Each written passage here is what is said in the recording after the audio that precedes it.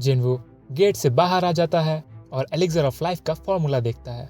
उसको सिर्फ एक लास्ट आइटम चाहिए था, डीमन किंग का ब्लड, जिसको पाने के लिए उसको और भी स्ट्रांग होना पड़ेगा। बट उसका ऑफिशियल रैंक सिर्फ ई है, तो वो हाई रैंक डंजन्स में पार्टिसिपेट नहीं कर सकता। इसीलिए वो अपने रैंक को रीइवैल्यूएट करने जाता है, बिकॉज अब रैंक छुपा के लाभ नहीं। सीन शिफ्ट होता है हंटर एसोसिएशन के रिसेप्शन में, जहां सब अपना असेसमेंट करने आए थे। व्हाइट टाइगर गिल्ड का ह्यून गिल्ड के रिक्रूटमेंट के लिए हंटर्स को देख रहा था। तभी उसकी नज़र जिनवू पे पड़ती है और वो तुरंत बैक को कॉल करता है। बैक ये सुन थोड़ा पैनिक करता है और इमीडिएटली वहाँ के लिए निकलता है।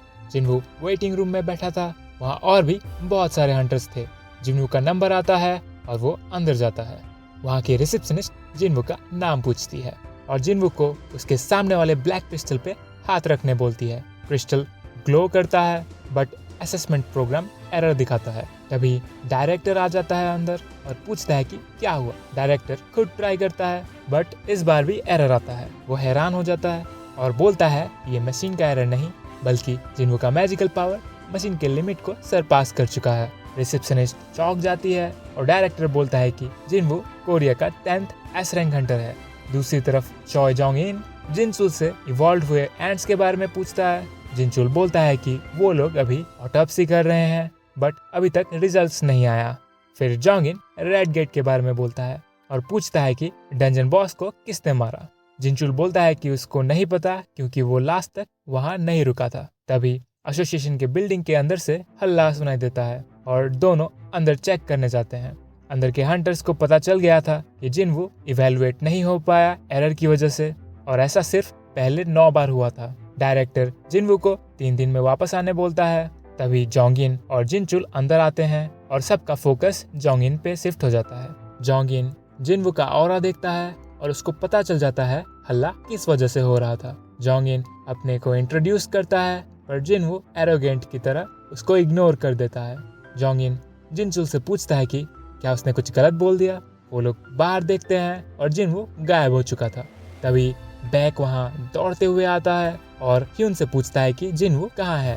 ह्यून बोलता है कि जिनवू 1 मिनट पहले यहाँ से चला गया। जोंग इन बैक को देखता है और अंदाजा लगाता है कि जिनवू ही रेड गेट को क्लियर करने वाला हंटर है। बैक जोंग इन को देखता है और सोचता है कि वो लास्ट बंदा है जिसको जिनवू के बारे में पता चलना था। रात होती है और जिनवू हॉस्पिटल में अपने माँ के साइड में बैठा था। वो माँ को और थोड़ी देर वेट करने बोलता है और बाहर चला जाता है। बाहर जिनचुल वेट कर रहा था।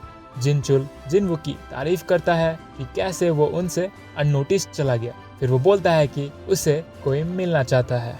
जिनवू पीछे देखता है। अंधेरे से गोगुनी निकल के आता है और अपने को हंटर एसोसिएशन का प्रेसिडेंट बोलता है। दोनों बैठ के बातें करते हैं। गोगुनी जिनवू को कांग्रेट्स बोलता है एस रैंक हंटर बनने के लिए। गो जिनवू को हंटर एसोसिएशन ज्वाइन करने बोलता है और बोलता है कि वो उसको एक बड़ा पोजीशन देगा। गो बोलता है कि इस कंट्री को गवर्नमेंट नहीं हंटर्स कंट्रोल कर रहे हैं। अभी 5 बड़े गिल्ड्स में पावर इक्वली बटा हुआ है, पर जैसे ही जिनवू किसी गिल्ड को ज्वाइन करता है गिल्ड का पावर स्केल टूट जाएगा। तो गोगुन ही बोलता है अगर जिनवू एसोसिएशन ज्वाइन करता है तो Hunter association 6th equal power house बन सकता है, जिससे एक अच्छा पावर बैलेंस क्रिएट होगा। गोगुन ही कोरिया का पहला एस रैंक हंटर था जो कि रिटायर होने के बावजूद जिनवू जितना स्ट्रांग था, और मैं तो मान ही नहीं सकता कि वो 80 इयर्स क्रॉस कर चुका है। जिनवू को ऑफर अच्छा लगा बट फिर भी ऑफर को मना कर देता है। जिन गो को बोलता है कि उसको मॉन्स्टर से फाइट करना है एंड और ज्यादा स्ट्रांग बनना है। गो का दिल ये सुन तेजी से बीट करने लगता है और वो सोचता है कि काश वो 20 या 10 साल भी छोटा होता तो जिनवू के साथ मॉन्स्टर्स को मार सकता था।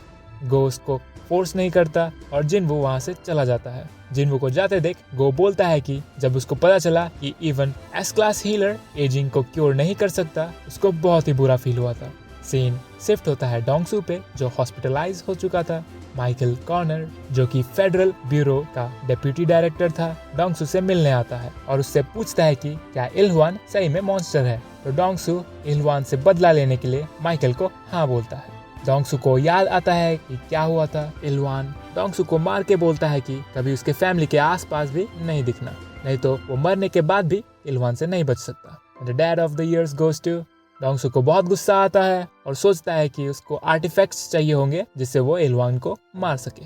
आर्टिफैक्ट्स मतलब ऐसे हाई लेवल इक्विपमेंट्स जो बहुत ही अच्छा बफ या स्किल्स देता है। हंटर्स की संख्या इतनी ज्यादा थी कि आर्टिफैक्ट्स आजकल ऑनलाइन भी खरीद सकते हैं। जिनवू आर्टिफैक्ट्स को सर्च कर रहा था पर कुछ भी उसके काम का नहीं था। तभी जिनवू सोचता है स्पेयर ऑफ एवराइस को सेल करने का, जो उसको हेल्स गेट में मिला था। बट क्योंकि लोग पूछेंगे एक ई रैंक हंटर को एक ए रैंक आइटम कैसे मिला, इसलिए जिनवू डिसाइड करता है कि वो एक ए रैंक गिल्ड रेड में पार्टिसिपेट करेगा, not as a hunter but as a miner. Jinwoo gate के बाहर पहुंचता है। एक हाई लेवल डंजन में टीम वर्क की जरूरत होती है। एक असल टीम होती है जो मॉन्स्टर्स को मारते हैं, एक माइनिंग टीम जो माना क्रिस्टल को कलेक्ट करते हैं और एक रिकवरी टीम होता है जो मॉन्स्टर्स के बॉडी को कलेक्ट करता है। यह गिल्ड रेड हंटर्स गिल्ड का था। गेट के अंदर जोंगिन और उसकी टीम मॉन्स्टर्स से लड़ रही थी। जोंगिन एक फायर स्पेल यूज करता है और सारे मॉन्स्टर्स को ऑब्लिटरेट कर देता है। जोंगिन और उसकी टीम बॉस को छोड़ बाकी सारे मॉन्स्टर्स को मार बाहर आ गए और पीछे से वाइस गिल्ड मास्टर चा हे इन आती है। जिनवू हाई इन का ऑरा देख इम्प्रेस हो जाता है। हाई इन जिनवू का ऑरा महसूस करती है बट तभी जिनवू छुप जाता है। असल टीम के बाद माइनिंग और रिकवरी टीम को अंदर जाना था। सब अंदर जाते हैं और अपना अपना काम करते हैं। जिनवू को बॉस से एक प्रेशर मिल रहा था और उसको देखना था कि वो एक ए रैंक बॉस के सामने क्या कर सकता है। तभी एक बंदा उसको ई रैंक बोल के बुली करने का ट्राई करता है बट जिनवू का आंख देख भीगी बिल्ली बन जाता है। जिनवू बहुत इजीली माइनिंग कर रहा था और सब सोचने लग गए कि क्या वो सच में ई रैंक हंटर है। थोड़ी देर बाद सब लंच करने जाते हैं और जिनवू इसी मौके का फायदा उठा के बॉस के रूम की तरफ दौड़ने लगता है।